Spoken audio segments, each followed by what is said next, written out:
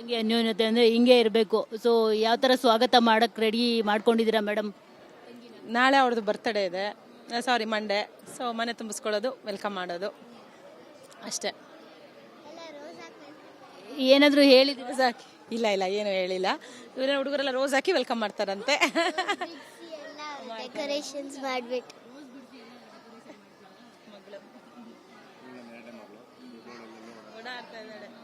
ಚಿಕ್ಕಪ್ಪ ಮದ್ವೆ ಆಗ್ತಿದ್ದಾರೆ, ಖುಷಿ ಇದೆಯಾ?